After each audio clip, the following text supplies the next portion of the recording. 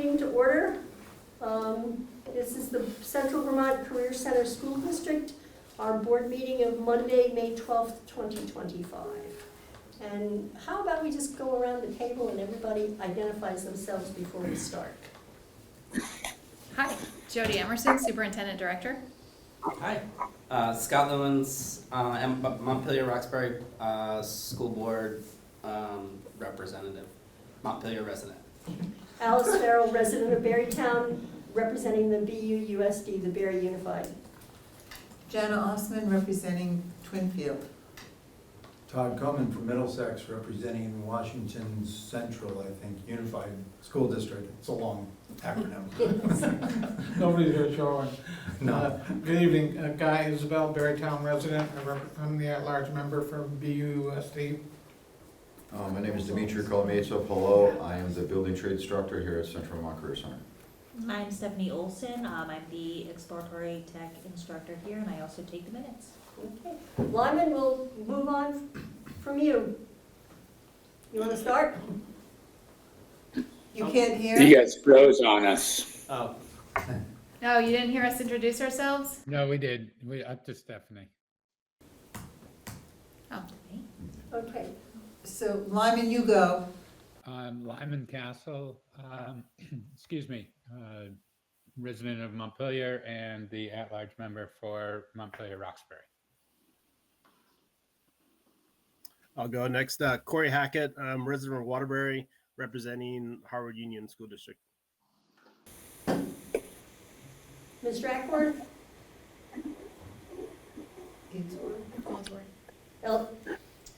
Edsworth, okay.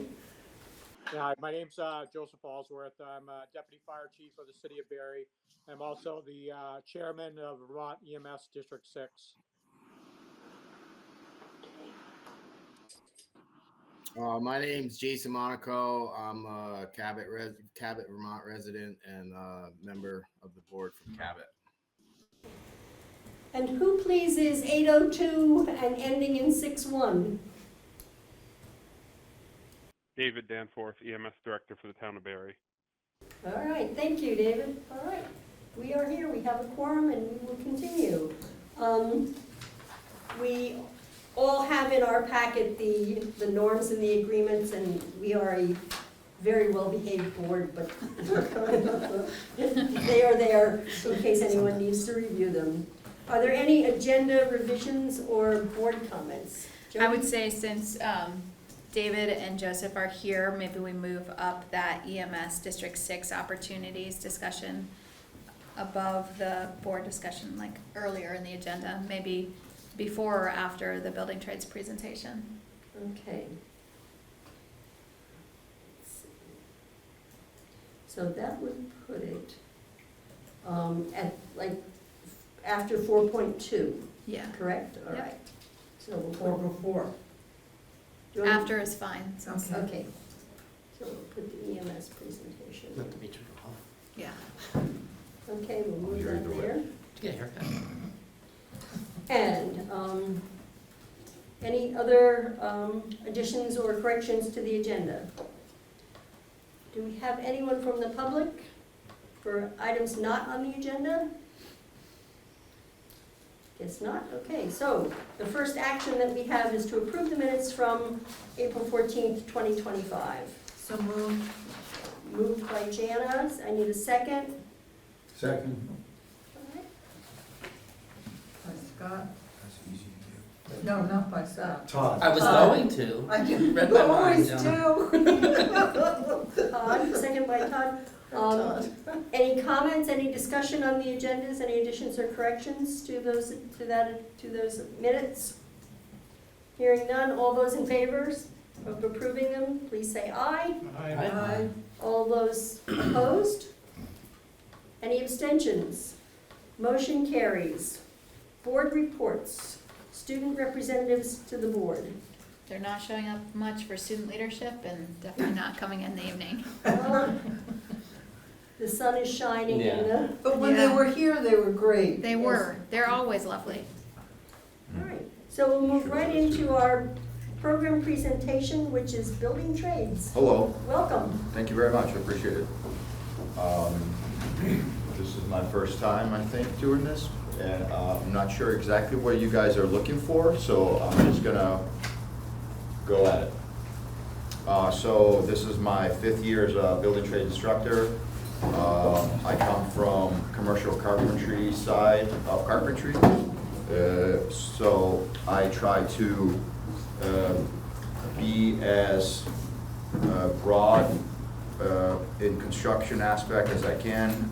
I come from steel frame carpentry, so I try to introduce steel framing as much as wood framing, or another term, residential framing, just to keep my students as employable as possible.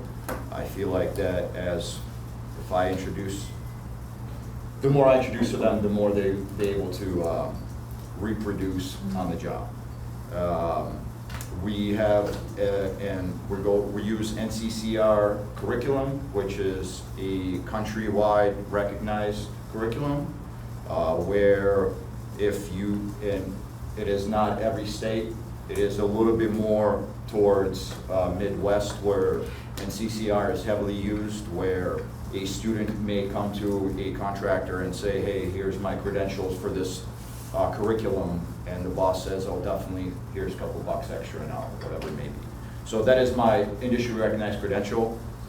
We also get OSHA 10 credential on top of all the hand and power tools that we use, and I approve of their ability to use them.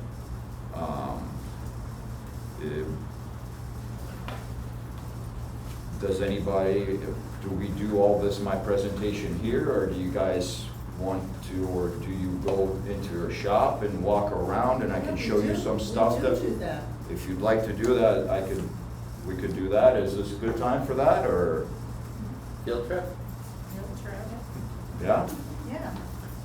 What about folks on We're gonna take the computer with us. Oh, Jody, I didn't realize that. I'm We get a actually gonna drone that's gonna put just them follow. on my phone. I'm gonna join And then- via okay. phone and take that.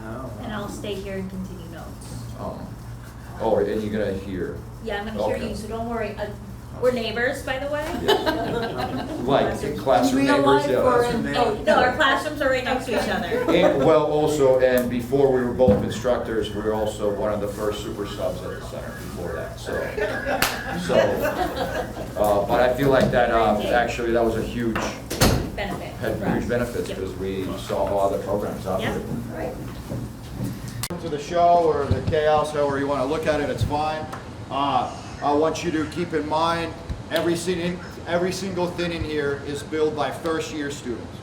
Everybody that I have is my first-year program, so I have students that have never touched a screw gun, never touched a hammer, those kind of things. So like everything that you see, everything from the scrap wood boxes to the panel saw or the saw benches to our battery charging cabinet, all student built. Maybe not all this year, but it's all student done. Again, exposure to as much as possible. And when I was an apprentice, somebody told me that carpentry is really easy. All it is you gotta attach something onto something. It is different kind of material, so you have to know how to cut the material, what kind of fastener to use. And if you break it down, it's just like a big math problem where you gotta take it to write down little fractions, and it really is not.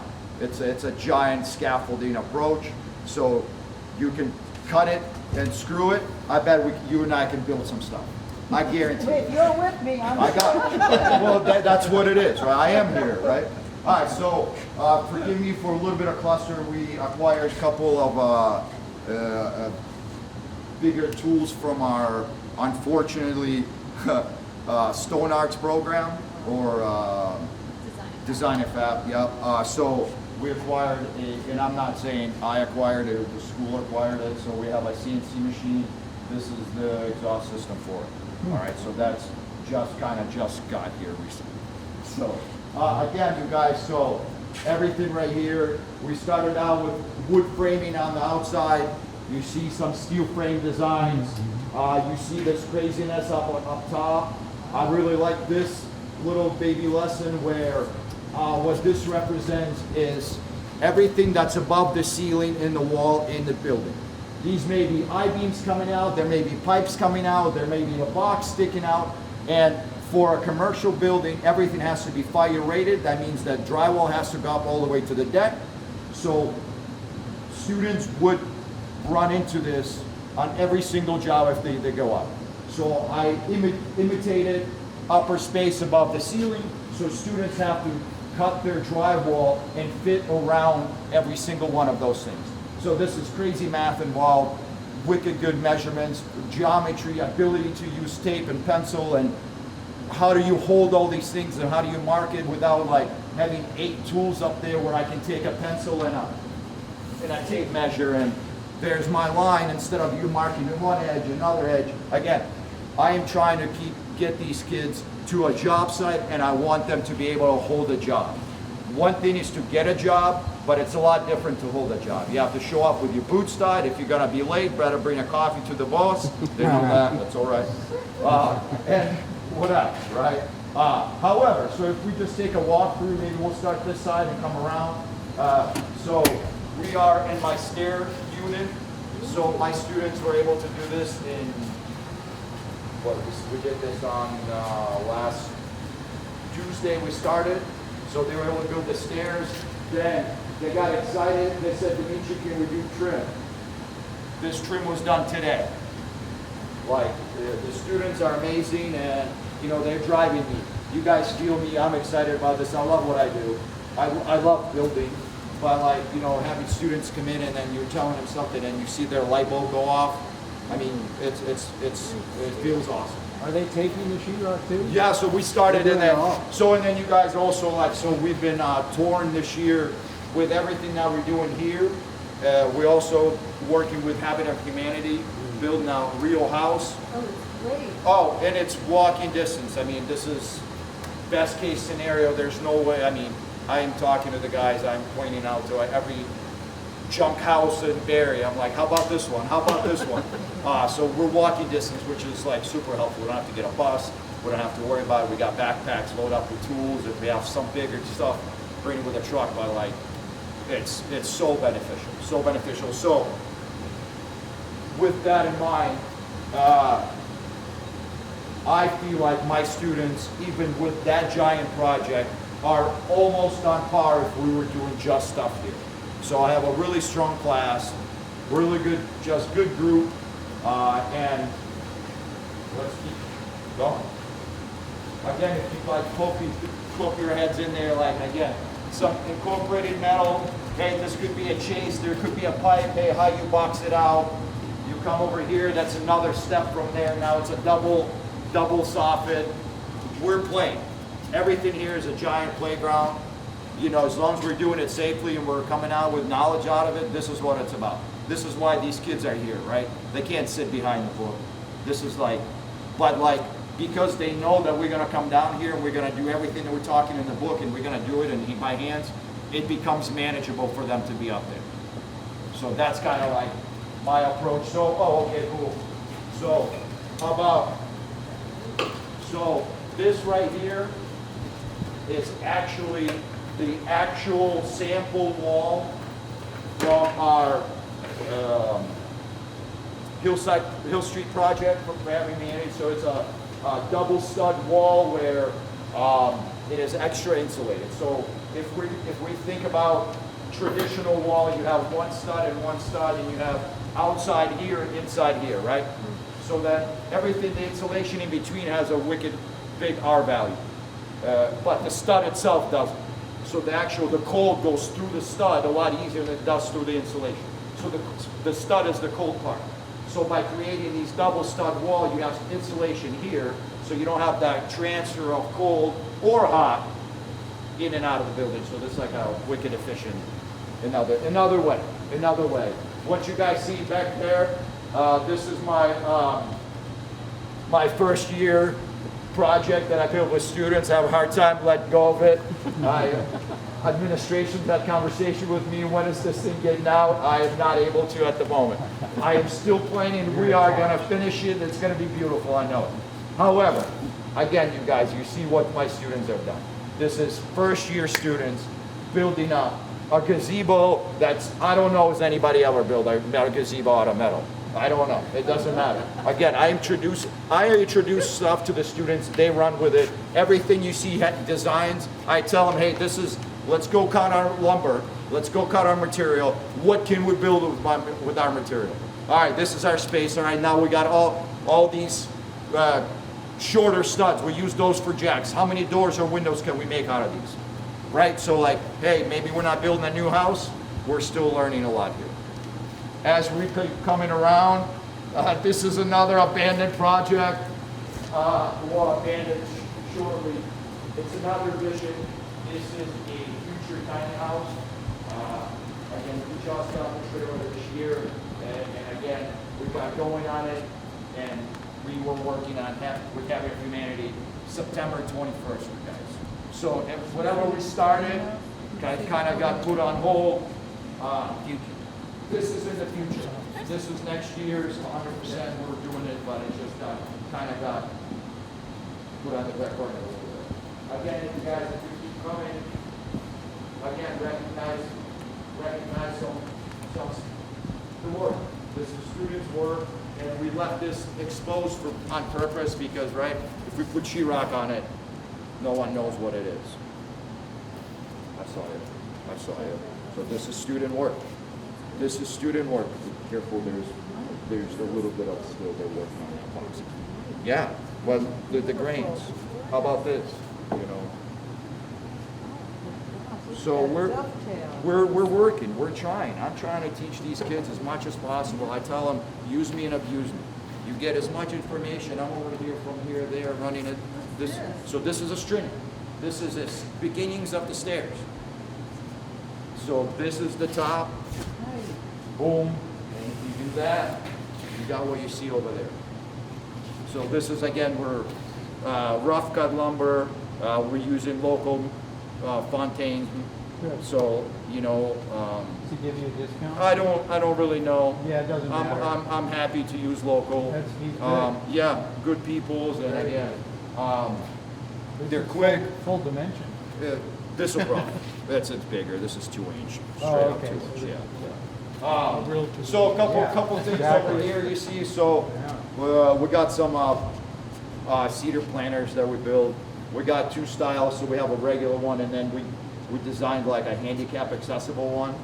So this is upside down, so then somebody can come in a little bit closer with a wheelchair. Very cool. So we're gonna try to make some money at the trades fair. Oh, great. So we got 4 made, a couple others in the process. Again, you guys, small little projects. Somebody looks it up, hey Dimitri, can I build that? Please, show me how. Why not? Right? Chair. And please sit, it's actually kind of comfortable. I'm not kidding, it's actually kind of comfortable. It's kind of a little funny on the legs. Summer day.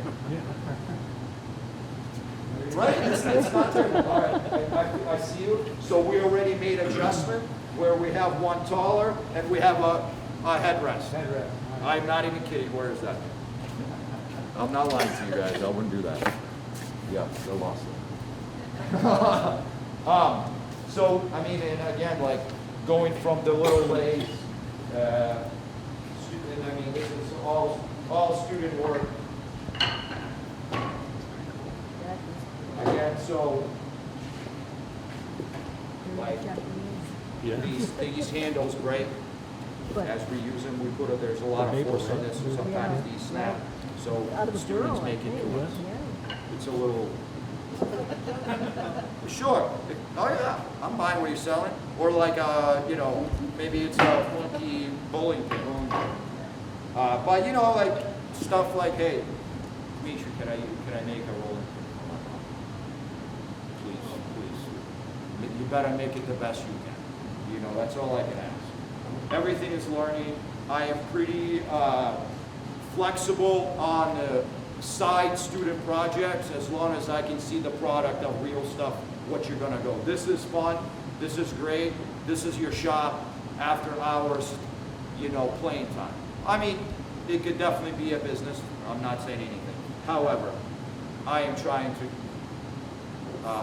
Yeah, please. So do they learn like Doric and, you know, all the different kinds of architectural features?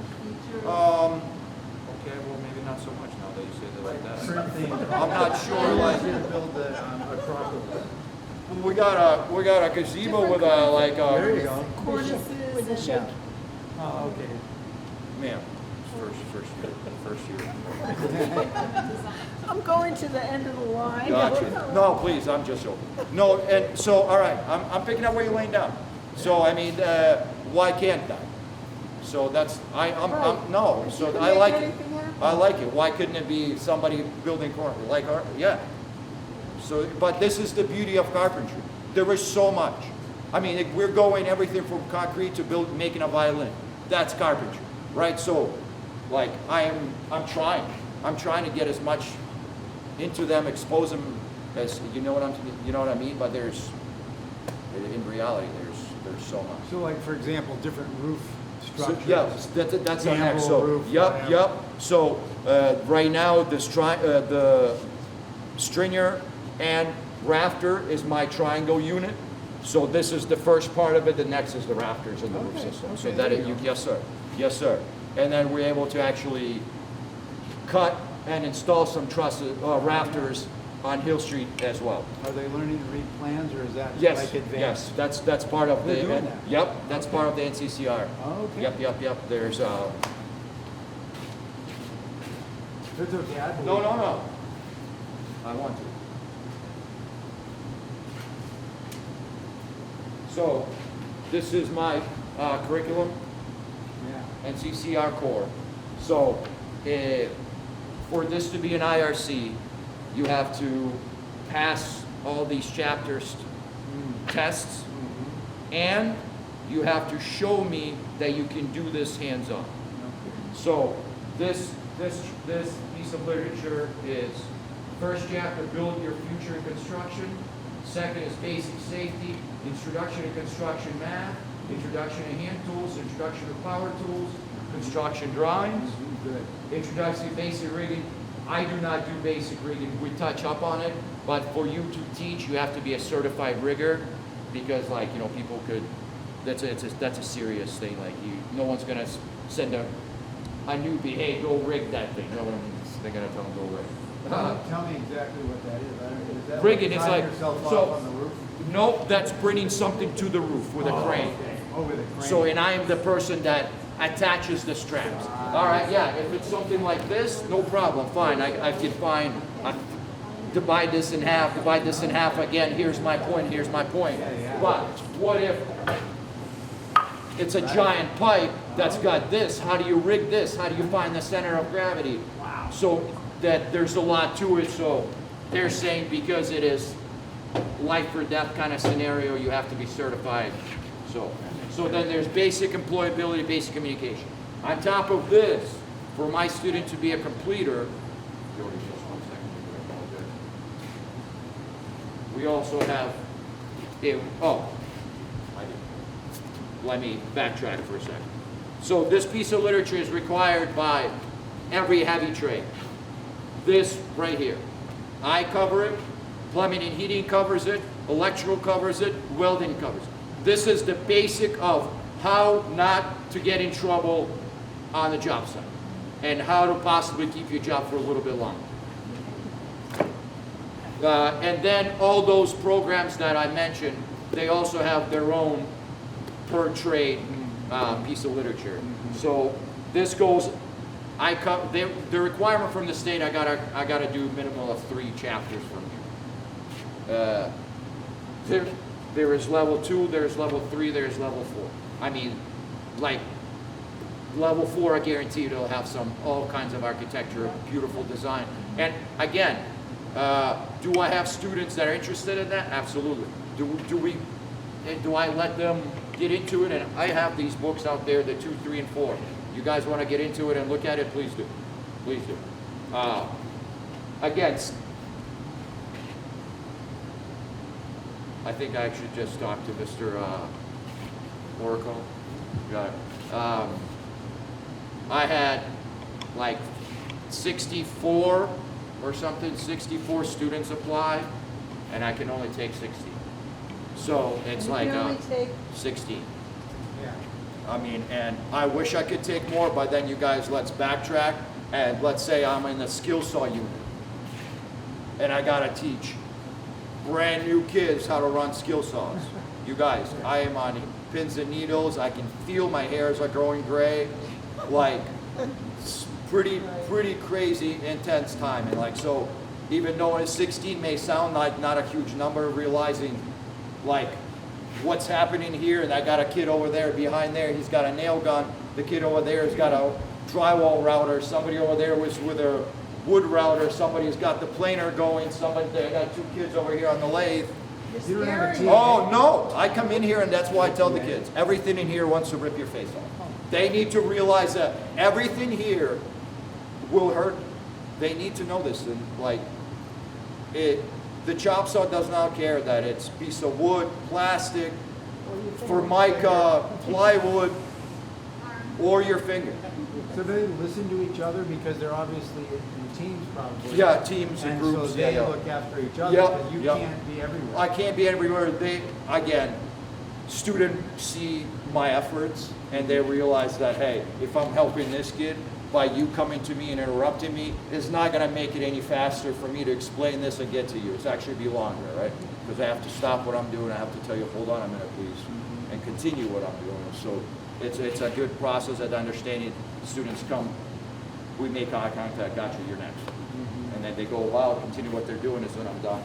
So I'm over there. So like, again, we're all people, and again, I have a great group of students that want to learn, and that's what's been, I feel like, I don't want to go back to it, but like, we're getting past that COVID nonsense, where kids have been in school again, and they realize that, hey, we got to get back at it. There's that learning.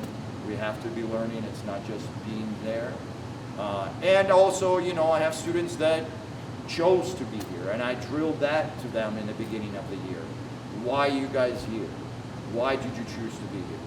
And I mean, we also have this crazy application process, right, where I can only take 16. So what am I looking for? I want somebody that wants to do this for a job. I'm not looking for somebody who wants to be like, oh, I'm interested in handyman or maybe fixing my mom's da-da-da-da-da. That's great, but I want somebody that I am gonna put out in the real world. Because you guys, and I'm sure you heard this from every trade, the working, it's like, oh, and it's like, I think it's probably over 50 by now, the average age. There's nobody coming in. I mean, when I was out there, you know, I was the young kid, but then all of a sudden you're 15 years later and somebody's asking you for their reference and you're like, I feel like I just got out of here too, dude. So, but you guys, like, we have fun doing this stuff, and I feel like the students are doing really well. Again, opportunities with Hill Street, and last year we had an opportunity with a refurbished mobile home. The timeline was a little challenging, but we made it the best of it, and we just had our tech meeting, which is a statewide meeting with all the instructors for every program, so we kind of collaborate. And I mean, the trailer part got brought up again, and I think we said, like, if that's out there, it's doable. It's doable. Maybe we don't have the constraints that we had from getting in November and trying to get it done before the school year. Maybe that was a little ambitious. But if we have space to have it somewhere nearby, it's a great opportunity. And again, what is it?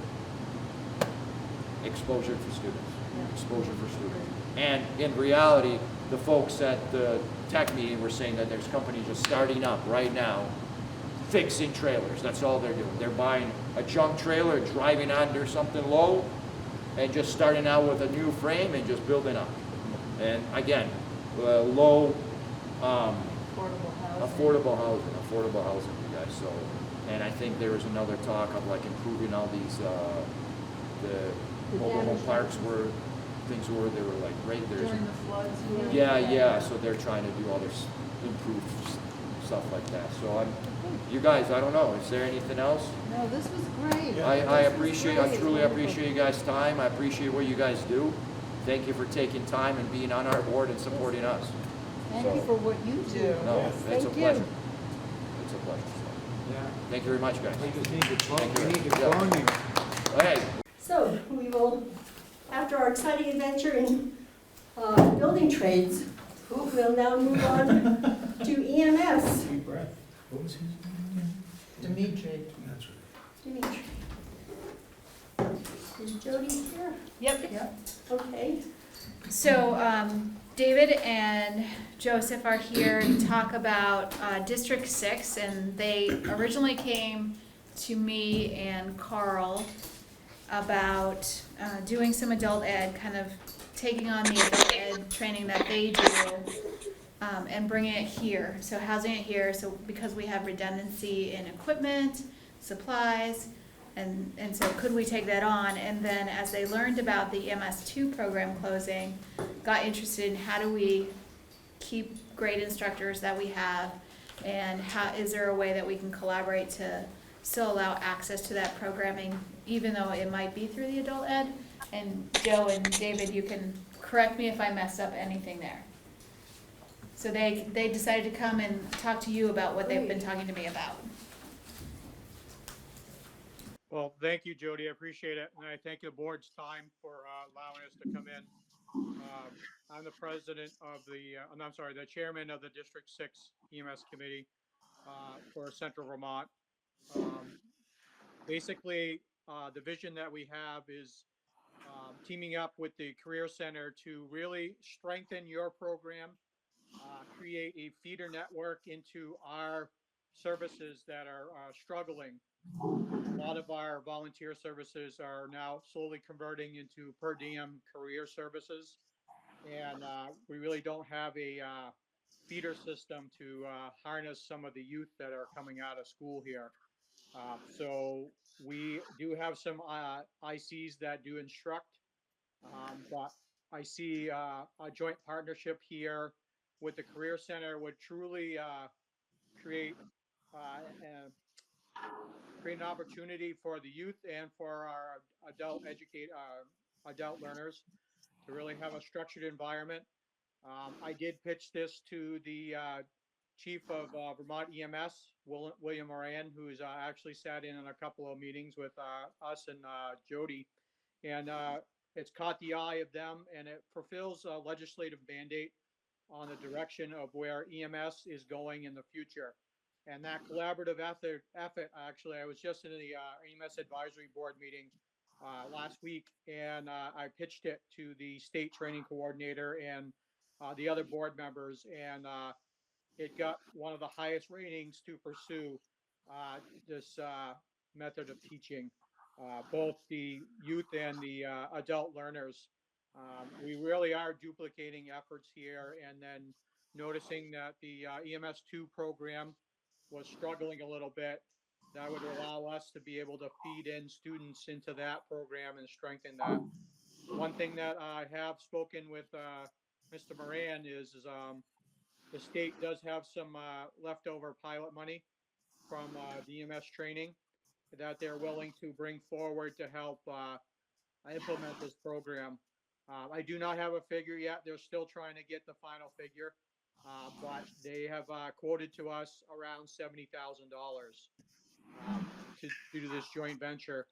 The other thing that we have is the district has some funding that they can put forward to that to try to round it out. I don't have a figure. We're trying to wrap up a couple of classes that we just finished up, but I will provide Jody and the board a little better figures probably by the end of next week, if that is okay with you folks.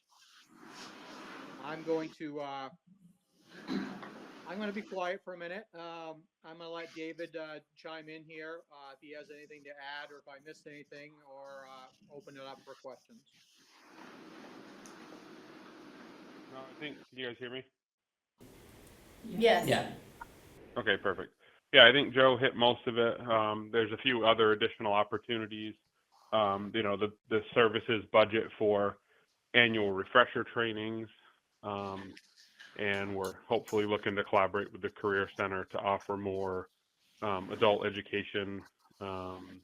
Jody and Carl and Joe and I have been meeting and discussing this.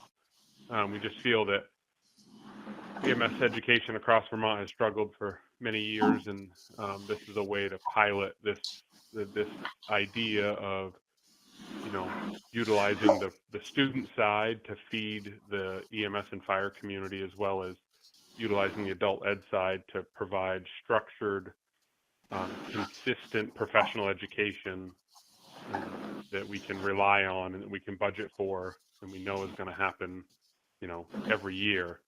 It's going to make this collaboration is imperative, and that's why the state's getting behind it.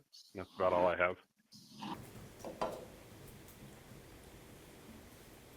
Thank you.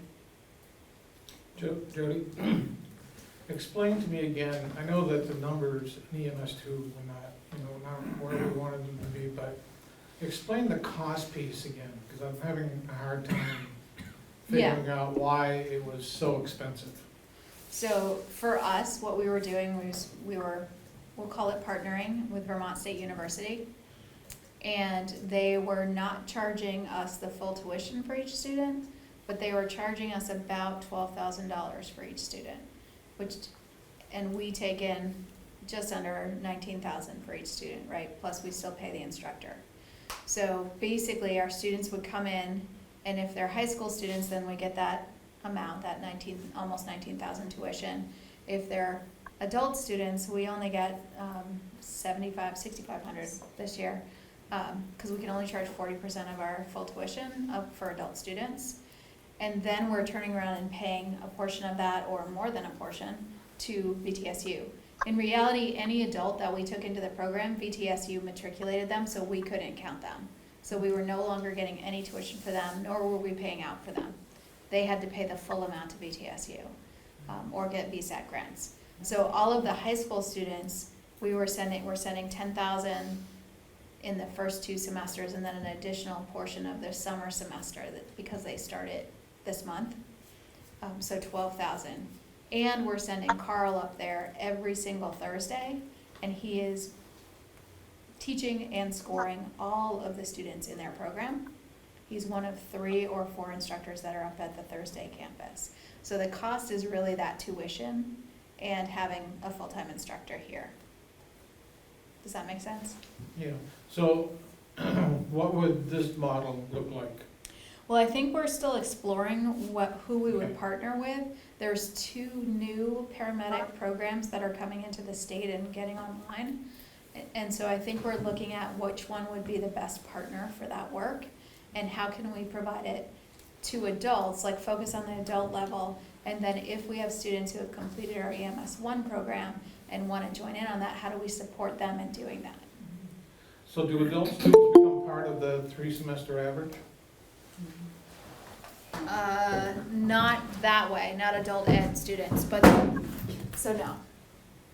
Thank you, Steph. So that's actually a loss if they're not counted, right? Adult ed is a whole different animal. We haven't done it well for a long time. We've had LNA courses in the past when I first got here, and then we lost the instructor to that program, and we haven't really done anything. As you know, on tonight's agenda is the opportunity to hire someone who's going to do the role of both adult ed coordinating and work-based learning or co-op coordination. And so that puts somebody in a space to help that to happen and to build that up. And their first job would likely be to coordinate this District 6 trainings. Thank you.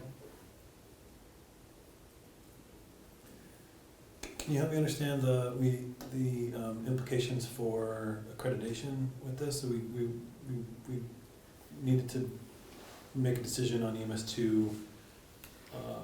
Adult ed is separate, so it would not be, if we continue to allow some sort of paramedic training, it would be under the adult ed umbrella, and we would support our high school students to access that early, but it would not be the same as having the EMS2 program at the high school level. At least not yet. Even though, even if we had kids enrolled in that, we could do that without having. We would likely enroll them in co-op. Okay. And they would be out in the field on ambulances when possible, and then they would be doing that training at a different time. Jody, if I may, Yeah, Berry City Fire has actually been beneficial to your previous fire program that Kim had ran, and we had actually had 4 of your graduates come in and become full-time employees from us, and they became paramedics. So we have had success in previous times of partnering with you folks. So I think this opportunity is huge. One for us, and 2 for the Career Center to be able to harness some of the youth and that energy. yeah, I think the hard part right now is that we're not thinking about, we paused the EMS2 program instead of closing it just to see what we can do with all of you. But in reality, I don't think we can immediately go back to a high school EMS2 program. I think it's more of an adult ed, which is a different umbrella and different regulations for us. But that supports more of your folks that are already in the field to access it, and some of our high school students who are interested to access it. So I think that's what we're looking at, but as we continue to discuss this and start working together, we might find that maybe the Elizabethtown version is something that we can afford and put into different models. And so we could bring back EMS2. But what we're talking about first in this partnership is an adult ed component. No, and I agree. And I will tell you that Will Moran has had conversations with Department of Education and the Department of Labor looking for funds to supplement this request. So That's awesome. Scott, did you have a question? Oh, I asked what the Elizabethtown model. For either Joe or David, what is the population that you're currently running through the EMS program, the way it's set up now in District 6? I mean, the numbers? The numbers, yeah. So currently, we have run 2 EMT courses with a wait list of 8 folks each course. We ran a advanced EMT course this year, and that produced 15 students. We also have some EMRs courses that we have been running. I think we did 4 this year. So right now, we're running through the district on average about $100,000 and $120,000 worth of courses just in District 6 in Central Vermont. And that's 100 people in that course of time? Roughly about 80, I would say. 80 people. Oh, that's excellent. Okay, thank you.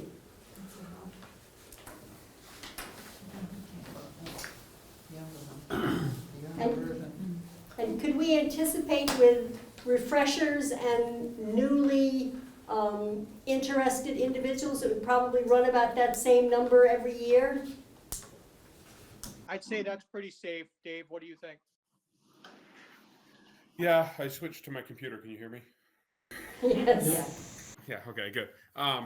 Yeah, I think that's safe, or even potentially higher, depending on where this goes. And to speak to Jody's point about the EMS2 program, even if we don't feel that we can start the EMS2 program back up, or you folks can't at the paramedic level, there might be the opportunity to bring it in back at the AEMT level and then move the paramedic to the adult education side. Absolutely. Thank you for bringing that up.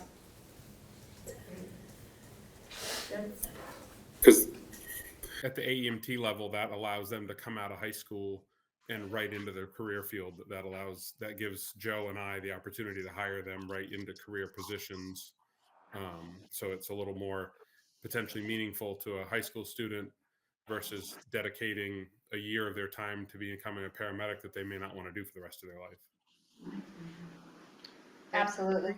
Entry-level wages for those folks are between $40,000 and $45,000 a year before overtime. With full benefits and retirement. They have medical benefits? Yeah, full health. Ours are union jobs, so they have full health, dental, the whole 9 yards. They'll get the whole boat, so. Yeah, and likewise with us at Berrytown, full benefits. Our crews they work 48 hours a week, so there's 8 hours overtime built into their schedule, so that bumps that wage up to between 50 and 60,000 because of built-in overtime. So Jody, what's the timeline for this to implement if it moves forward? And is there space requirements that we don't have, or? No, because most of the programs are nights, weekends, or during vacations potentially. It's not gonna be a space issue. And I think the first training would take place in August, if I remember correctly. Potentially end of August, early September. We also have a significant cache of equipment that we're willing to pledge forward to the Career Center to help augment your programs, including the implementation of ours. So we bring quite a bit to the table. Absolutely. I'm excited about it. I think there's a lot that could come from this. Good, a lot of benefits. Yep. I think as I speak with Chief Moran too, that the next legislative session, we plan to go up and report to the Legislative GovOps Committee to let them know exactly what we're doing, fulfilling their mission, and seeking additional funding to help perpetuate this program as a model for the state. Great. Good. Would this also beget a reduction in costs for your operation? Do you pay rent on the places that you're using now for evening trainings? We currently do not. It's basically hosted at a firehouse that has a decent enough training room so that they can accommodate. So no, we would not. Norwich University is the other location that we've been having these classes, and they have not been charging us. So we used to pay for that down at the Northeast Training Center, but we have since gone away from that. So They're happy to have you, I'm Yes. sure. They should pay you. I'm curious, what are the potential downsides, either for us or, yeah, like, if I put my devil's advocate hat on. We don't know what the taking in these finances and doing this piece. It means we have some employees that we haven't had before, that there could be a cost, like workman's comp type of cost or any things like that we haven't done before for this, but that's all I know of. It's just an increase in funding coming in and going out. Yes. What So makes more you for our nervous? financial office. Ask me that. Yeah, it is a lot of administrative work, but Yeah. it's definitely doable. I was the one that was like, wait, let's fill this position to get an adult ed coordinator in here, because I can't do all that too. We just didn't have enough staff, but now that we have that extra person. and we're Hopefully starting- after tonight we'll have that extra Hopefully, person. yeah, and we're talking things out, we're getting a clearer picture and timeline, it's definitely more doable. It was a lot of work for us to set up kind of thing, but I do like the idea that it seems like it's a pretty standard rotation if we offer it, these events multiple times per year and it's set. I think it's a great way to kick off our adult ed program. And we also could, as a result of this, have more students signing up. Correct. Potentially, to be able to have a viable program. And I think that's a goal that these guys also have, and David, you're coming to our trades fair and doing some work there too, right? Yeah, correct. We'll be there. Berry City will be there. Montpelier will be joining us. The one question I do have, who do we have to coordinate? Do you know if there's any sports events going on that night at that time? There are just a couple of practices, and they will be done by 6:30. And if you don't know already, there's somebody coming from New York who would like to land their medical helicopter that night. He works for me. That's why I was asking. So they're trying to do that. They can do that at 6:30. Those fields will be cleared. So Sam reached out to you? Yes, Okay, good. yeah. Just one last thing is that I did contact our district to the north in Lamoille County and a district to south in Orange County. And they struggle to even hold classes. And so they were very interested in participating. They do get a fund balance opportunity to apply for additional monies. And so that's also something that I've been working with both chairs of the boards for that to see exactly. So they've been actually, they want to know what happens at tonight's meeting. So that's how interested they are. And I will update Chief Moran also. Thank you. So, like, to be clear, I don't think it's not like we're making money, this Yeah. is, everybody's benefiting from it, Yeah. it's gonna be, that's the goal here, so. Yeah. Yeah, it's not a moneymaker for us or them, but it Yeah. is a way to collaborate Bring and everybody coordinate and make sure that we're getting training out there for everybody who needs it. Absolutely. And I also think that it makes us, the Career Center, the center of community for something like that. So people aren't wondering where it's going to be happening. They know all the time that if they sign up for the EMT course, if they sign up for the AEMT course, it's at the Career Center. Correct. Correct. And our big push with Jody this year was to get the state involved with financial support, was so that we, because you guys were going to pause the EMS2 program, was to be able to keep the instructors and get funding enough to keep the 2 instructors so that it would be an easier segue to hopefully restart that program. Very good. Any other questions or concerns from the board? Any other from the EMS folks? Any more questions or concerns for us? Nope. Okay, well, thank you very much, and we will proceed. We will continue to keep this in short-term memory.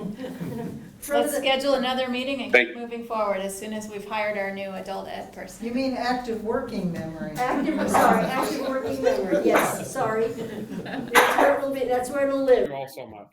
Yeah, on behalf of the district, I'd like to thank the board, and I'm excited to move forward with this, and I think it's a positive thing. So thank you very much. Thank you. We're excited as well. Thank you. Thank you both for being here. All right, so we move Have a good forward night. to committee reports. Facilities. What's up with facilities? Is it me? Sure. Still? Are you the head of facilities? Nobody's the head of It's facilities. shared. Todd actually jumped in and facilitated on Tuesday. Only because you weren't at the table. It was at a little. And we look up to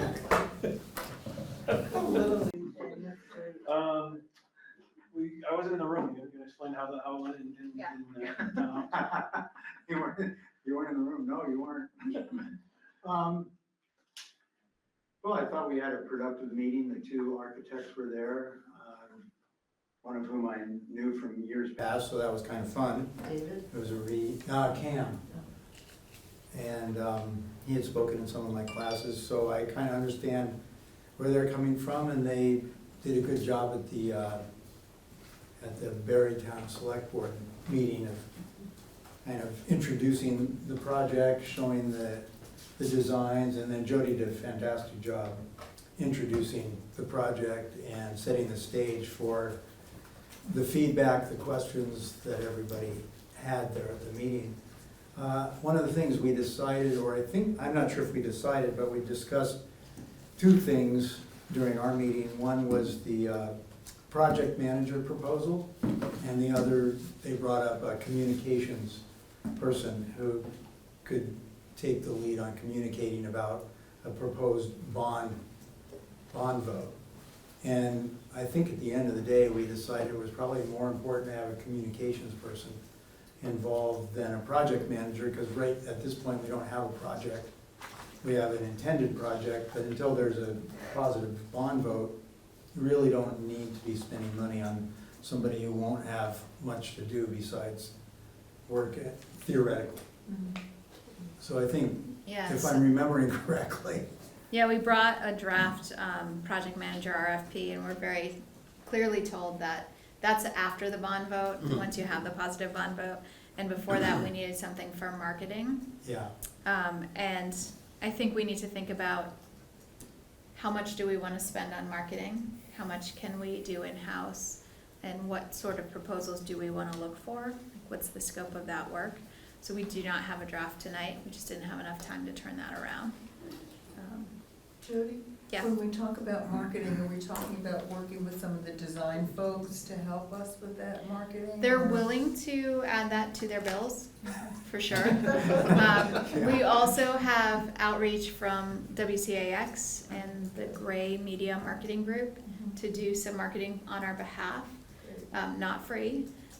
So it would be really helpful to have some parameters for what would you like Michelle and I to do as we work on that RFP, and what restrictions are there to it?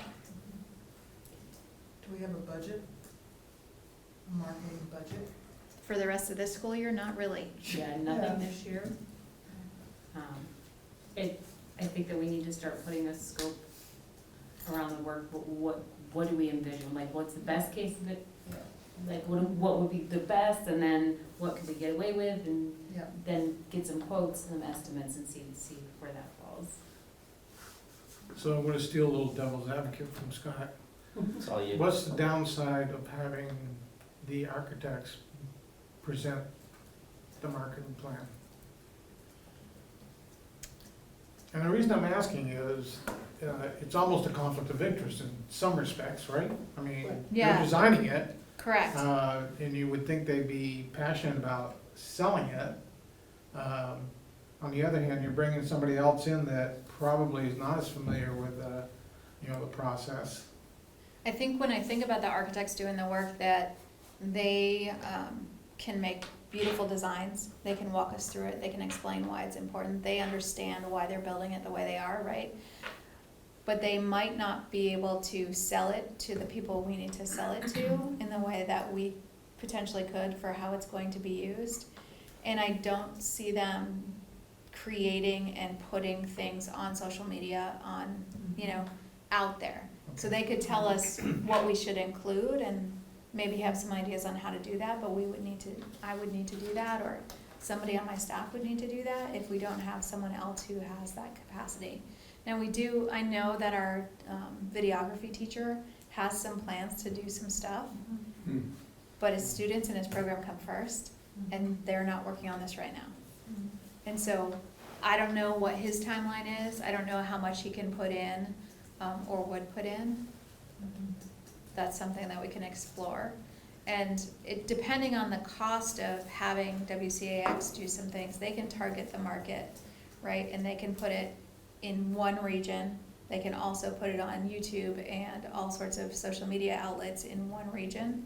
So there's some benefit to that clout that they have, but I have no idea how much that costs. And I haven't heard back from John, who's the contact I have for that. We could try to do it ourselves. I know. How's that Instagram challenge going, Steph? So, so I don't know if you heard, our students love our Instagram, okay? We decided to do a little Instagram challenge. Myself and the digital media arts instructor were talking about Instagram as a tool, and he was trying to brainstorm how could he get more people involved with the Instagram. He just feels like it's just kind of flatlined. So I was showing him, some of the time-lapse videos that I do, that I have my students interview other students who've gone through Expo and are in programs now. I always feature them doing work, right? And because the kids love to see themselves in pictures. They may say, that's a terrible picture. They love seeing themselves. Their parents love seeing themselves. Former students love to see what Mr. Hammond and I are still doing.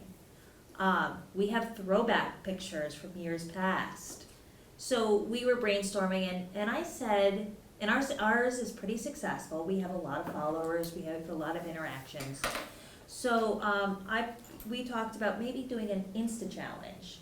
And I asked my students, guys, would it be lame, because now that I'm old, I don't know if this is like not cool anymore, if we challenge digital media arts to an Instagram challenge?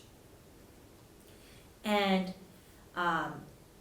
kids were like, oh yeah, yeah, tell us more.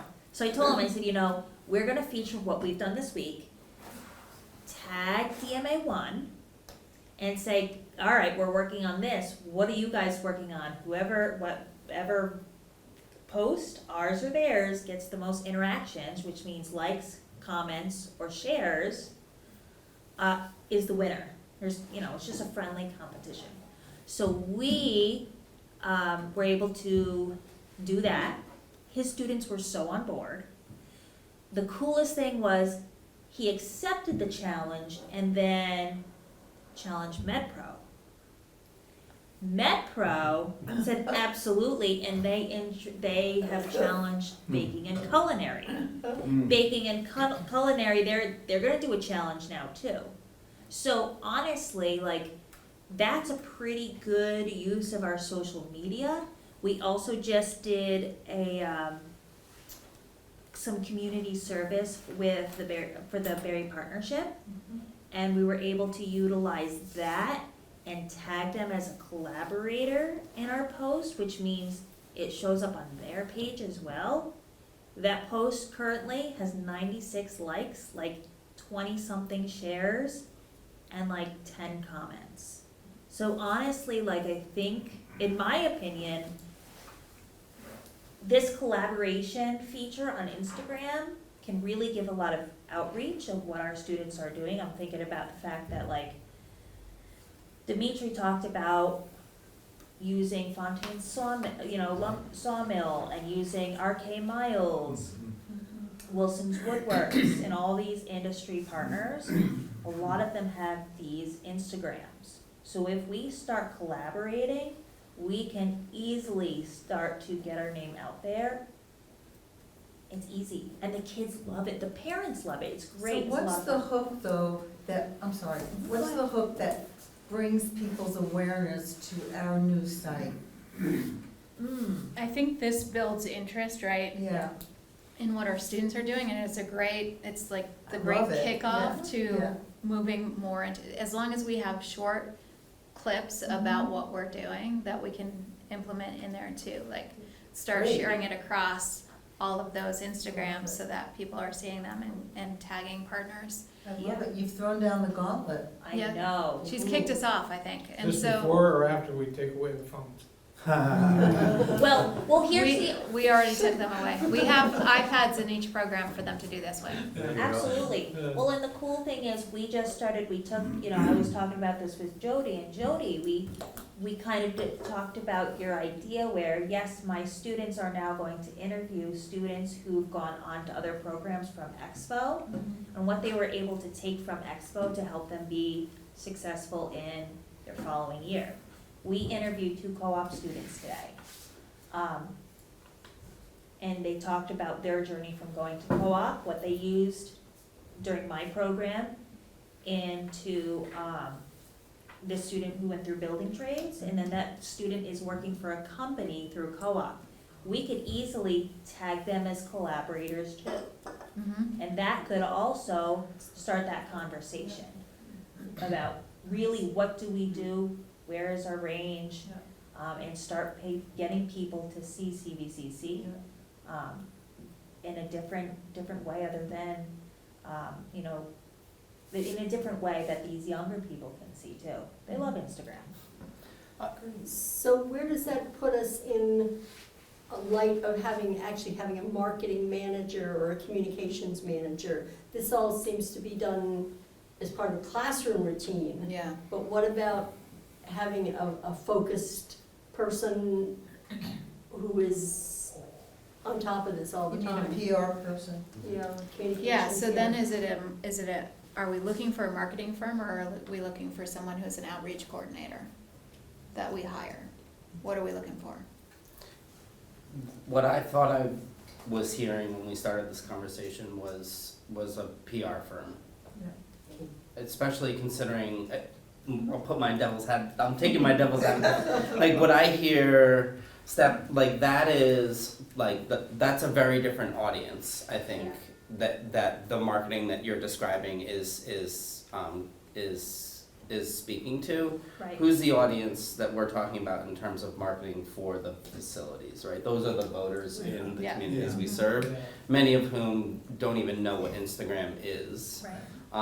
And so I think that there's two different conversations, and the one that I think we're having is a public relations conversation about how to effectively communicate the project to our voters so that the bond passes. But it doesn't mean that we don't keep Yeah, doing that. absolutely. They're related. I don't, we keep That is going, don't fabulous. worry, there's more ideas, don't worry. It's Well, fabulous. because that's the pool of work that you have, and so you have different pools of work like that.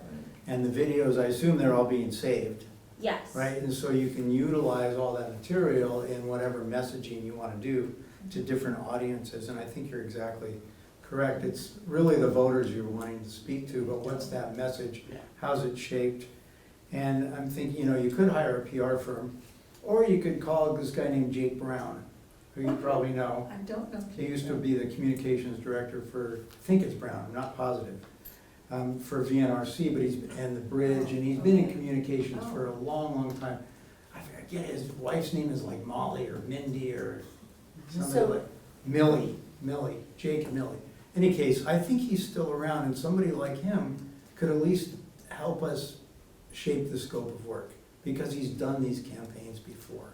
Maybe you have people you could call on, but before hiring a firm, which does make sense, let's get the expert in the room to say, here's what you should look for in a firm. Well, he might be interested in contracting with us, Yeah, I don't even know he Taking it works on, anymore, but I will try to find out. Or freelance. So as far as the board is concerned in making a decision, we're, from just listening to what everyone, we're going to pause the project manager RFP and change the marketing RFP to a public relations PR, yeah. RFP. Is that what everyone else has heard as well? Yeah. See, I don't think the issue of Career Center is an issue. I mean, yes, we need to publicize what we do more and more. And all it takes is one trip in this building and you're wowed. Yeah. But we've gotta sell people on bricks and mortar. That's the big Yeah. thing. You gotta overcome, not in my backyard, and you gotta overcome what's it gonna cost me. Right. And I think that's where the PR stuff is really important. 100%. So do we empower our superintendent to go forth with and her staff to go forward with an RFP for a public relations firm? Is that Yes. what we're doing? Do we move? You want a motion? Yeah, let's do a motion on that. Okay. I move that we empower the superintendent and her staff to move forward on writing a PR firm RFP. I need a second? A second. Scott, okay, we got seconds all over the room. Any further discussion? Hearing none, all those in favor, please say aye. Aye. Any opposition? Aye. Any abstentions? Motion carries, so we will now allow the superintendent and her staff to go forward with developing a public relations RFP. I just have to skip back a little bit to the facilities use agreement. We kind of skipped over that. That is the agreement between the Berry Unified Union School District and the Career Center as far as the rentals of the space that we currently now have. The recommendation from the committee on last week was to sign it. To sign, okay. So, shall we just approve the recommendation of the facility? I Janet? move that we approve the recommendation. Okay. Second. Any further discussion? There you go. All right, so we have a motion and a second to approve the facilities use agreement between the Career Center and the Berry Unified Union School District. All those in favor, please say aye. Aye. All those Aye. opposed? Any opposition? We just have to remember to take our stuff Within 60 days. within 60 days. Okay, all right. So, any abstentions? Hearing none, motion carries. So we are in business with the Berry Unified Union School District. We also have scheduled forums about this project across our region. And so the first one is at Harwood. And what I would recommend is that you don't have to attend all of them, but if you can attend the one in your region, that's super helpful. That's May 27th at Harwood. June 4th is Twinfield and Cabot at Twinfield. June 9th, I'm proposing that as part of our board meeting, we have a forum. We set either the first hour or the last hour for that. Yeah. And then June 11th will be Montpelier and U32 combined at Montpelier. Oh, okay. So those are the forums that we're hosting around this facilities project. Will these have the ability to sign in virtually? Yes, and our architects will do the virtual tour of their model as well as part of that. Fabulous All right. tour. Our negotiations we'll discuss in executive session. So we'll just skip over that for a moment. Program quality. Okay, Jana? so program quality, we spent a lot of time, well, we have 209 students right now, and we talked For next year. about some fabulous opportunities. And one was basically giving us the Market campus, what is it? The The baking and yeah, baking. we're talking about baking arts isn't full, so we're hoping for the third, go around that we have some more students in baking arts. We have 4 and 1 co-op, and there's a 7 student minimum. This is new for us. We've also talked about the culinary has 8 with a wait list of 2. Could those 2 maybe be interested in baking? But also, we're looking at, what's the name of the market? Sidewalk Village? The Sidewalk Village. The cost of the Sidewalk Village site, which is where we were before, is they're offering us the same cost that we paid in 2018. So it's like nothing. Well, it's not nothing, but it's a great deal. If they made us an offer, we can't resist. So we're wondering if we can do that and how we could bring more students in. And we also started talking about places for collaboration. So there could be places where we have the 8 culinary and 3 co-op making soups and sandwiches for special events and things, and working at that site with our bakers. So there's that. We basically talked about, so we spent a lot of time talking about that. We talked about the numbers in each program.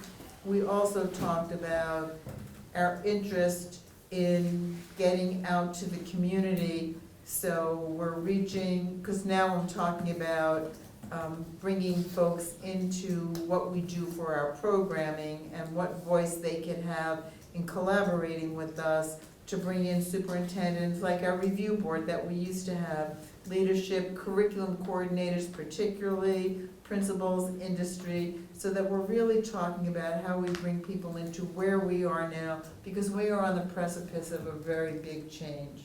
And so I think that's. Strategic planning. We're starting the yes, discussion for around strategic planning. For strategic planning, sorry. That was a big piece left off. Okay, I think that's all I want to say. All right, and we'll bring the strategic planning question back for the June program quality meeting as well, so that we can have a really robust discussion about what it means to have strategic planning in this era of change that we're going through right now. So program quality is moving along here. Superintendent's report. Ms. Emerson? This is like the really speedy 6 weeks to the end craziness. We have National Technical Honor Society induction this week. Then in 2 weeks, we'll have our trades fair, which we moved a little later this year to see.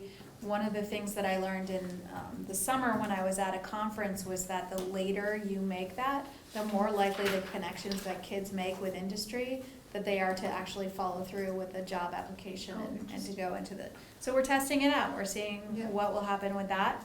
On June 18th is our end-of-year awards ceremony at the Berry Auditorium, and so it's going to be really fast, and we'll be there before we know it. Lots of great things have happened. You can see some of the, I think these are both pictures from that Steph provided of Green Up and Berry Cow Pasture work that the exploratory students have been doing. Our digital media arts videography students lit up their Vermont Humanities Vermont Book Awards. So literally the lighting at the, they set it all up, they took it all down. Our students in building trades and electrical keep working at the Hill Street House, the Habitat for Humanity.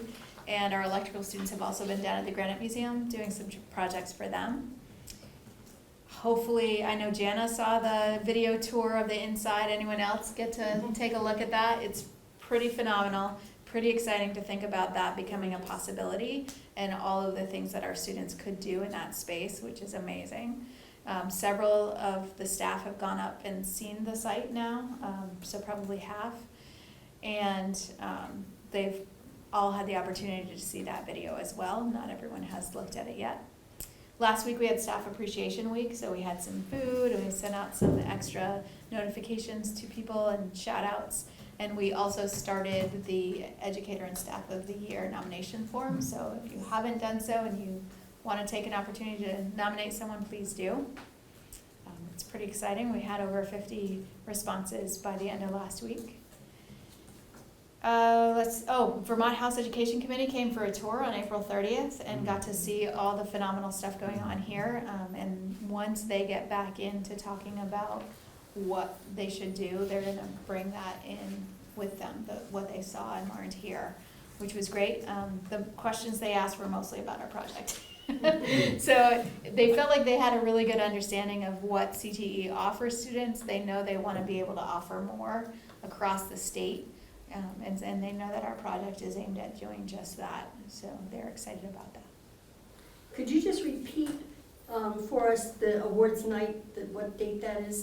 National Technical Honor Society induction is this Thursday, the 15th. Mm-hmm. On May 29th, we have our trades fair, and on June 18th, we have the end of year awards. Okay, very good. Thank you. We have the cards, you sent out the May 29th cards. Yep. Just want to make sure we get a business manager's report. Yeah, so pending today's nomination, that leaves us with one open position for next year. We are still trying to look for that electrical technology instructor, see if something happens. The gear grant, as you can see, we had a very short turnaround and we had like less than 2 weeks to spend this grant. That was in September. And we did spend the grant, but unfortunately not everything, the equipment we ordered didn't get in here on time. Therefore, when we applied for the funds, it needed a late liquidation request. And then some things happened in the federal government, and, with grants and so on. And so everybody, luckily, we are very fortunate that it's this one particular grant, and it's about $70,000 that we are dealing with. Other schools have much, much larger grants that they're dealing with, all their COVID fund money. So anyway, I have a late liquidation request out. It goes, the AOE doesn't have the authority to approve or deny it. It has to go all the way up and then come back down. So they say they're doing them in batches. So they're batching them out. I submitted mine as soon as we could on last month in April, and so I think they were talking about submitting them all in June. So I won't know. So there's a $70,000 grant. Senator Sanders' office has been reaching out about that, and they asked if we had already submitted, and we said we had, but they're working to try to help with that. Yeah. They reached out again today, so that's the second time that they've reached out. That's good. And I think mostly they're hoping to help support our language and what our ask is, but we'll see. So that might be an issue. And I've said this last time, and I'll say it for the next month too. You can see our general fund. It looks like we're in a deficit, but remember, I put notes that we did want to use our fund balance, and so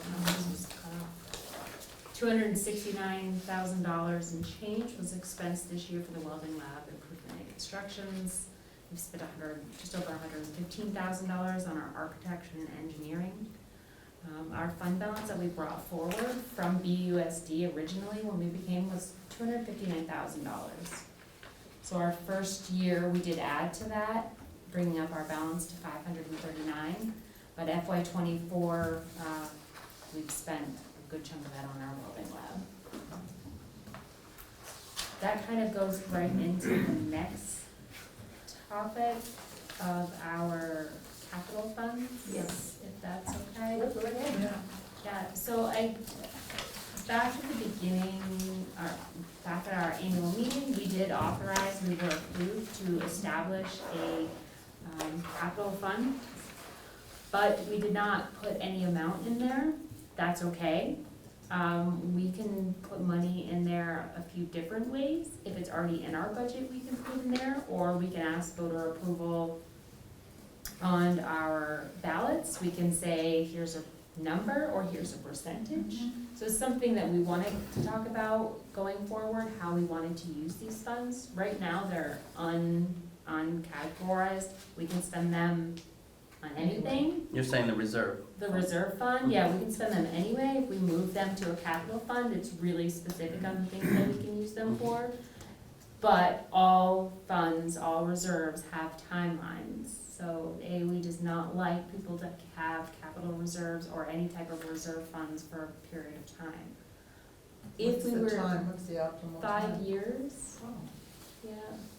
Okay. Yeah, for the most part. Not all of them are held to that. So just thinking ahead in what we wanted to do, we were thinking about putting some money, when we inherited the district, we were using $100,000 every year to lower the cost of tuition. We decided we weren't gonna do that anymore. It just didn't make sense to pay more tuition one year to bring down tuition the next year. So a couple years, 2 or 3 years ago, we decided to end that. But then we were talking about what should we do with our capital reserve fund and how we should make sure that we have money in that. Just, How much needs to go in there? right now, we're not at risk of losing any of our reserve funds. We haven't been a district long enough, the money hasn't been sitting there long enough. We still would have a couple years, but we've done a very good job at spending it. What about what we didn't get from the feds that we were supposed to get? The 70,000? Yeah, that was earmarked for specific things. Wouldn't that make sense to Yeah. have that money be used for that? Yeah, if we ever overspend our budget, that's where it comes from. So if we didn't get this money, that's likely where it would come from. Unless we tuitioned our sending schools. So all of our expenditures at the end of the year, we're guessing this is what our expenditures are gonna be at the end of the year. These are our actual expenditures, then we come up with an allowable tuition. If it's 3% plus or minus the actual tuition or the announced tuition, we can bill back schools. They send us more money, you owe it to us. Or if we don't spend as much, then we have to give them tuition back, like we did last year. We gave credit for $157,000 because we didn't. That's pretty good. Yeah. So, So we're like the one school district that, Keep money back. can't.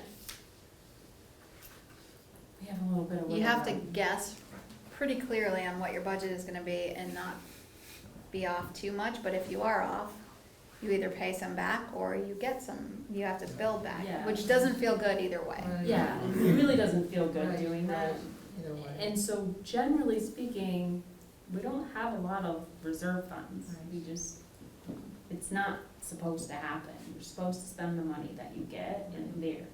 If there happens to be one, or if we were staying in this building and said, we know that in 5 years we have to replace the roof, it's on us and we're gonna need X amount of money, then we can put it in our budget and say, we need $100,000 a year. So what I'm thinking is the piece that goes along with the capital fund would be a capital plan. right? And so this is Right. something that we're doing in Montpelier right now, is having the same conversation. We have reserve funds.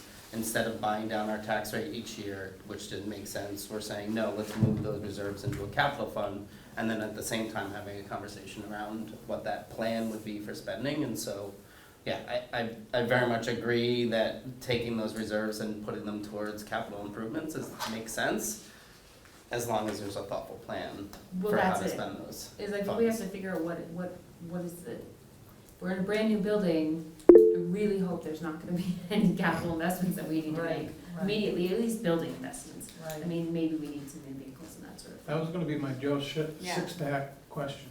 It's the big, So Joe big Sixpack equipment. comes to me and says, wait a minute, you guys are gonna be working on this for a $1 to $2 million bond, right? Why do you need capital funds right now? You know, what's more important, you know, in terms of selling from a money perspective? Because people are getting hit everywhere else too, you know? I'm just playing devil's advocate. We're in decent shape, right? I mean, Yep. relatively. Yep. You know, and we just talked about a PR campaign. I think that's gotta be our narrow focus, you know? See what happens after November and bring this up again. Yeah, if we don't get a positive on a bond vote and we're not moving forward with a new building, then Yeah, this is then where we need to. then you'll have a Then we need reason. to start thinking about what other facilities do we need to rent to Yeah. expand, that sort of thing. Yeah. And it goes along with the plan. I mean, that might be the plan, Right, you know? very much. This was just something that came up for about a year now, 2 years now, since we've had this fund balance of Yeah. starting this, and then we just need a direction of, there are some districts that have at least a little bit of a reserve, say $50,000 or $75,000, and I think that's appropriate. I think that's definitely appropriate. We do that because it's the roof, it's the whatever, so we do that every Yeah, year. that little bit is appropriate, but. Lyman? Could we use that fund for some of these costs of the lead up to the construction? We are. So we used quite a bit for the welding lab, and then also we've used some of it this year for the engineering and architecture. So we know that we have some costs at least into the first half of next year with the project. So if we earmarked X amount that would roughly cover that, then that would be a number that we could see that either we were going to use that or it doesn't happen and we're going to put it towards the roof. Yeah, I think this might be a good conversation to bring up towards after November. See what happens with our bond vote, talk about budgeting, see where we're gonna be. And then we'll actually have a number. Scary times. And then, of course, you can just leave it in a general fund, like the fund balance. It doesn't have to go into something specific. Lyman, were you saying that we have this fund balance, right, and that would be a more appropriate source of funds for paying for the community engagement around the bond vote? Like before we even get to the bond vote, the PR firm, like we have to have, The PR. yeah, we have to have these conversations with our community members. And so I thought, Lyman, you were saying, and I actually agree that any fund balance we have would be like, that would be an appropriate source of funds, especially given the fact that our budget is so tight. This year. Next year, we have a little bit more wiggle room. So I would actually argue the opposite, is you wanna spend your entire budget first, Mhm. and then do go to your funds. Yeah. So while we're talking the first 6 months, we'll probably just we'd spend down our budget, and then what happens if we need to do another bond vote in March or something, then we have that reserves there. So So where's Either the way, I money think it's better, sitting now? Where's in an investment account. investment account? Yeah. And what percentage? Not as good as it was. Yeah, right? What? What week do you wanna talk about? Yesterday's probably fine. Yeah. Yeah, yesterday. Yeah, Yesterday was Sunday. Any further discussion on the capital funds? Is everyone clear on that, where we're going and how we're going to handle that? All righty, we took care of the EMS District 6. We have Skills USA Nationals. We need an action vote for that field trip. Anytime there's a field trip out of state overnight that needs that, we had gold winners that are going to Atlanta the week after school is out. And so we just need board support for that trip. It's very cool. I How many move are that going? we, 3 students and 2 staff. Sounds like a pretty good ratio. When the staff take their students to Skills USA, or the Skills USA Vermont, the expectation is if your kid gets gold, you're going with them too. So 2 different programs had gold winners. That's so great. And what were those programs? Fantastic. Cosmetology and digital media arts, videography. Excellent, excellent. Every year Carlos has been here, his kids have won. that is Yeah. great. Excellent. Congratulations to them both. So Jana moved it, who seconded it? I'll second. Okay. Did you move it? Quick question, the application says 5 kids. You said 3 or 2? 3 that won. There might be 2, sometimes they bring additional for the digital media Mhm. because they have to create a film while they're there. So they bring Wow. they bring the cast with them. Atlanta. Yep, I think that's all right. So we have a motion on the floor to approve the Skills USA Nationals trip to Atlanta. All those any further discussion? I'm just curious, Yeah. why do we vote anytime there's a out-of-state field trip? That's what our policy says. Okay. Yeah. Just making sure you're aware if something happens, we're liable, Yeah. right, Yes. for our travelers, and Mhm. so we wanna make Risk sure. management, Scott. Risk Yep. Gotcha. management. Yep, Okay, so any further discussion? All those in favor, please say aye. Aye. Aye. Any opposition? Any abstentions? Hearing none, motion passes, so our troops are off to Atlanta. Very luck to good. them. We took care of the facilities use agreement, Mhm. we took care of the marketing RFP, the strategic planning, we, June. moved it to June, yes, I was getting there. We have an executive session coming up for personnel, and that executive session, we will We invite. can, if you want, Alice, we Yes. can do the new hire without, Without executive session, if everyone got to take a look at that packet. okay, It was in an email, it's not here. yeah, it's okay. All right. So we have the new hire for the co-op coordinator, adult education, and I had it up and it closed down, so Jody, can you just refresh us who that person? Jessica Van Deren, Okay, Can you spell her last name? B-A-N. B- say it again. V-A-N, space D-E-R-E-N. Gotcha. She has lots and lots of post-secondary admissions experience, has been in charge of folks on the admissions teams at VTC, primarily transitioned into VTSU, and then they restructured, and she's currently working for Vermont Home Health and Hospice in their training and workforce development, and she really misses education, and so was seeking to come back and felt like this was a good role for her. so we need a motion to approve Jessica Van Deren as the co-op coordinator and adult education coordinator. So moved. Thank you, we need a second. Second. Second. Any further discussion? All those in favor, please say aye. Aye. Aye. Any opposition? Any abstentions? Hearing none, motion carries, and we welcome Jessica Van Deren to our staff. And then we can skip right down to, teachers are contracted for 190 days.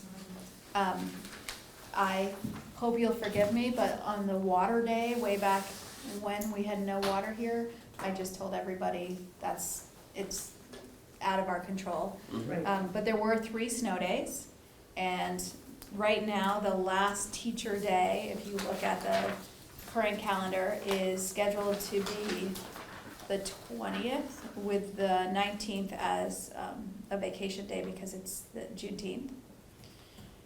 The union has asked that if we are to make up those snow days, that they do not take a vacation day on the 19th, that they are in. The question is, do you want them to make up all 3?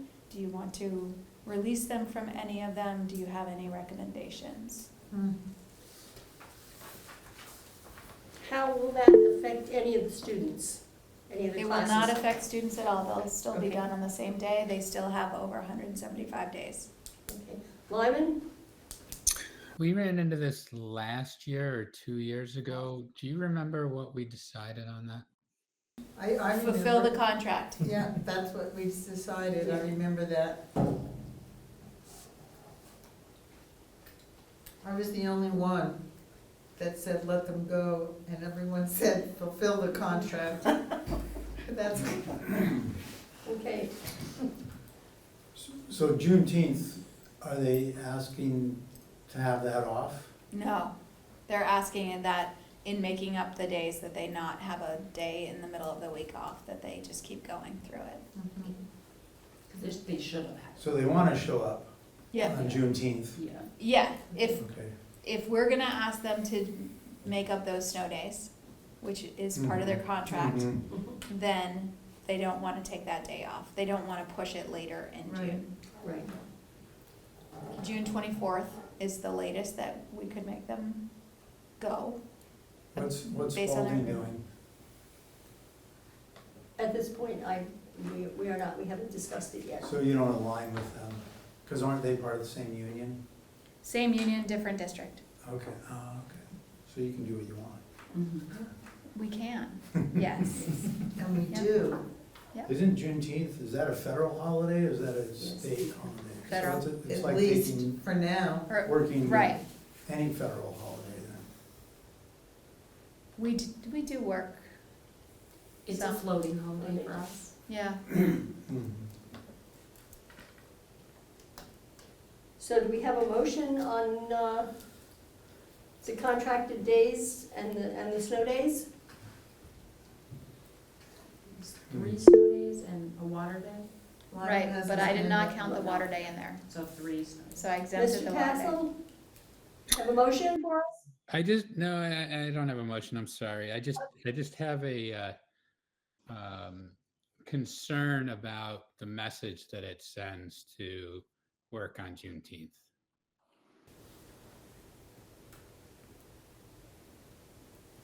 Yeah, I agree with you, Lyman. Yeah, it's a recent federal holiday, but it's important to a lot of people and for the teachers to have to work, that doesn't seem right or fair. Well, they're not saying they have to, they want to. They were saying they'd prefer to work that day than to go to June 25th, Yeah. if you're having them do all those days. But I agree with Lyman, for as long as we still have Juneteenth.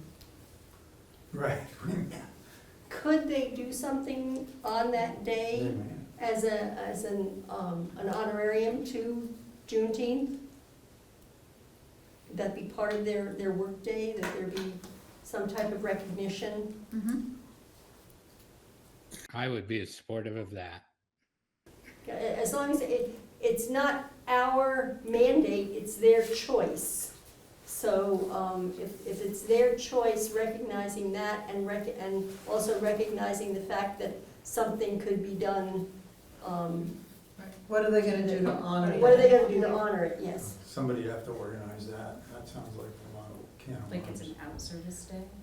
So you don't know what, No. Patrick, what is Washington Central doing? Last year, didn't you guys at Wash Central work on Juneteenth? I was on the board last year, but this year we have it off and we're going through until the 24th. Okay, so teachers are working till the 24th? But they have Juneteenth off. Yep. I think. And that means they're fulfilling their contract fully? Because just looking at it from a point of view that if it's a day off, what are those folks doing in their individual lives to honor that day?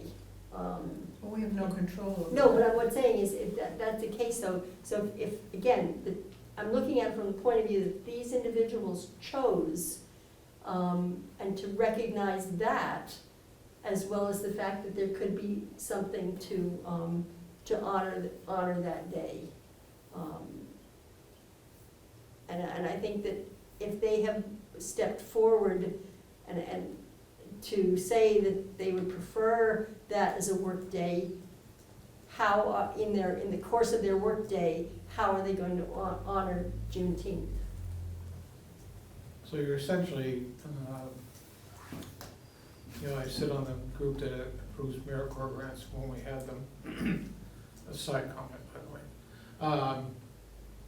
That holiday is called a day on, not day off, which is interesting, you know.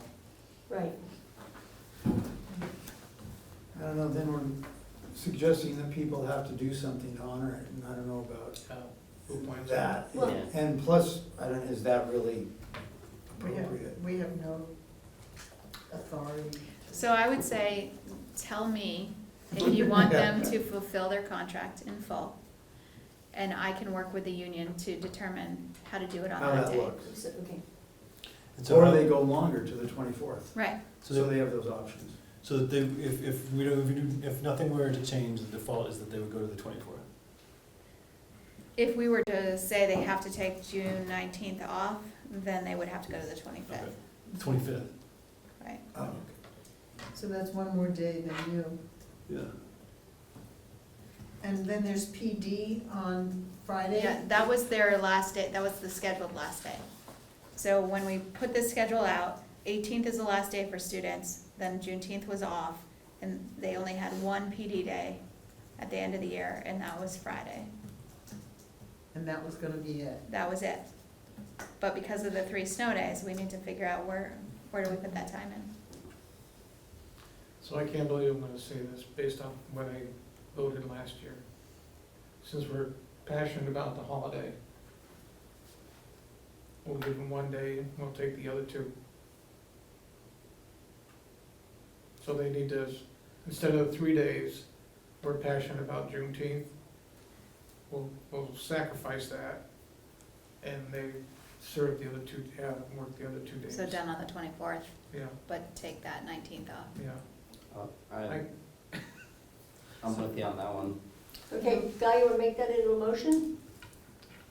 Yeah, I'll move that, the staff be asked not to work on Juneteenth and to serve, the board forgives 1 day of the contractual year and they serve the other 2, or work the other 2. I support that. Right, so you wanna I second that second motion? that. Okay. All right. That's a good I compromise. thought you had. So seconded by Jana? Yes. No support. Exactly. Supported by Jen. Or strongly supported. Strongly supported, seconded by Scott. All right, boys and girls, attention. Anyhow, so what we have here is, the contracted days that the board, moves, that the staff should work, until the 24th, and by doing that, they, will not work on the 19th, and we will forgive 1 day of snow days. Does everyone understand that? Yep. All right, all those in favor, any further discussion? I keep forgetting discussion. All right, all those in favor? Aye. Anyone opposed? Hearing none, any abstentions? Motion carries. Jody, can you Yep, I can get do that. that? Okay, On very the good. flip side of that calendar page is next year's calendar. Yep, One of the requests from the BEA was to build in those potential snow days in, in the purple so that they don't plan their vacations So I tried to do that. I'll make sure that Juneteenth is a vacation day. But any questions about next year's schedule? This Are we This is in coordinating with the alignment. rest of the? This is in alignment with the region. All of Excellent. the superintendents agreed on that. Excellent. That was a long time Yeah. coming, like Yes. forever. Same start date, same Thanksgiving week, same winter break over the Christmas holiday, same February break, Excellent. same But April not break. with the rest of the state necessarily. The only thing that we didn't get the whole state to do is the same start date, but all those vacations are aligned. Oh, excellent. Yes, Even Stowe. Parents will be happy about that. yes. Yeah. Even Yep. Harwood. Yeah. Alrighty, so we are now ready to move into executive session. Did you need to vote on the calendar at all? No. So we move into executive session, and this is to move into an executive session with all the board members, Superintendent Emerson, Michelle, you have to be with us, our business manager, Michelle Lehman, for the purpose of discussing personnel matters of which public knowledge would clearly place the public body or person involved at a substantial disadvantage. I need a motion to move into executive session. So moved. Okay, I need a second. Second? Second, we have a second. All those in favor of moving into executive session? Aye. Anyone opposed? Any abstentions? We are now in executive session.